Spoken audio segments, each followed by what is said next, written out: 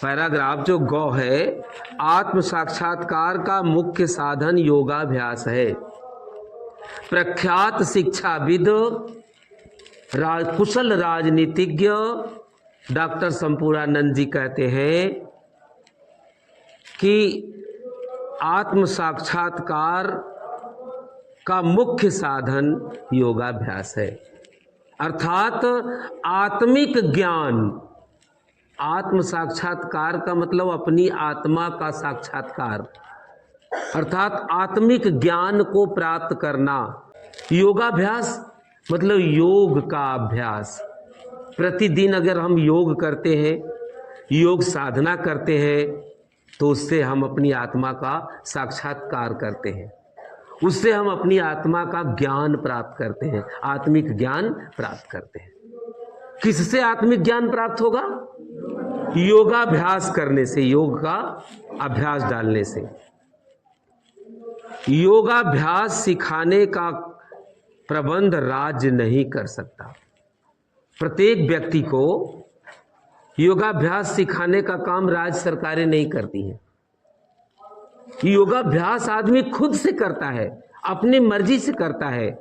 उसको न तो कोई राज्य सरकार सिखा सकती है, न तो विद्यालय का कोई अध्यापक सिखा सकता है, कोई भी इसका भार नहीं उठा सकता है। आपको स्वयं योगाभ्यास सीखना होगा। अपने घर पर, आप एकांत में या कहीं भी योगाभ्यास सीखने की जिम्मेदारी स्वयं को लेनी होगी। इसका भार, इसका दायित्व न तो सरकार उठा सकती है, न तो कोई अध्यापक ले सकता है। कोई अध्यापक घर पर जा कर के हर बच्चे को, उसके घर, हर बच्चे के घर जा कर के योगाभ्यास नहीं सिखा सकता है।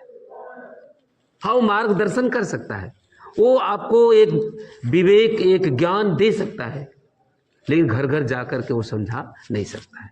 इसके लिए आपको स्वयं कमर कसना पड़ेगा योगाभ्यास करने के लिए।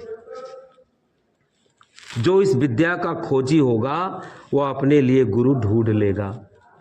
अर्थात जो योगाभ्यास करना चाहेगा, जो योगाभ्यास विद्या की जानकारी लेना चाहेगा, उसको गुरु की कमी नहीं है।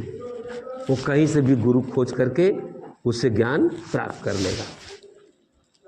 जो इस विद्या का प्रेमी होगा, इस विद्या का खोजी होगा, जिसमें इसकी रुचि होगी, जिसमें उसकी रुचि होगी, वो अपने लिए क्या खोज लेगा? गुरु ढूंढ लेगा।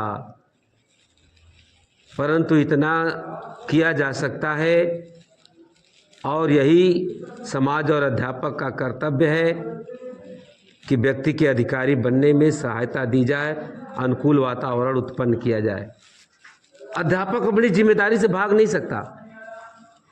अध्यापक का परम कर्तव्य है उसके लिए वो उसकी सहायता करे। जो छात्र बनना चाहते हैं उसकी सहायता करे, उसके लिए एक अच्छा वातावरण, अनुकूल वातावरण बनाने का काम करे, ताकि वो उस अच्छे वातावरण में बच्चा सीखने का काम कर सके। तो आप इसे समझ गए हैं। रेखांकित वाले को आप अच्छे से तैयार कर लेंगे। पूछा है प्रश्न में कि उपर्युक्त गद्यांश का संदर्भ लिखिए, तो आप लिख लेंगे कि प्रस्तुत गद्यांश हमारी पाठ्यपुस्तक हिंदी गद्य में संकलित शिक्षा का उद्देश्य पाठ से उद्धृत है। इसके लेखक प्रख्यात शिक्षाविद डॉक्टर संपूर्णानंद जी हैं। ये संदर्भ हो गया। रेखांकित अंश की व्याख्या आपको बताई गई है, व्याख्या बता दी गई है, उसको आप सुने ही हैं, अच्छे से लिख लेंगे। योगाभ्यास किसका मुख्य साधन है? आत्म साक्षात्कार का। देखिए लिखा है, प्रश्न पूछा है योगाभ्यास किसका मुख्य साधन है, तो आपका उत्तर यहाँ पहली ही लाइन देखेंगे, आत्म साक्षात्कार का मुख्य साधन योगाभ्यास है। फिर प्रश्न है समाज और अध्यापक का क्या कर्तव्य है? समाज और अध्यापक का यह कर्तव्य होगा कि वह पढ़ने वाले छात्रों का या व्यक्ति को आगे बढ़ने में उसकी सहायता की जाए, उसके लिए अनुकूल वातावरण उत्पन्न किया जाए, और उसको अपने दायित्वों का पालन, अपने दायित्वों का निर्वहन करना चाहिए। यही समाज और अध्यापक का कर्तव्य है कि जितने अधिक से अधिक लोग हैं उनके अधिकारों को बताए और उनके कर्तव्यों का बोध कराए, उनके लिए अनुकूल और अच्छा वातावरण पैदा करे ताकि वो आगे बढ़ने में उसको मदद मिल सके।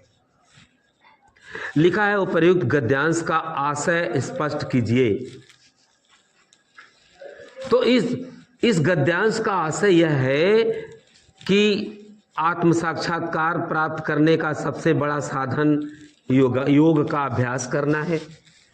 आत्मिक ज्ञान प्राप्त करने का सबसे बड़ा माध्यम योगाभ्यास है।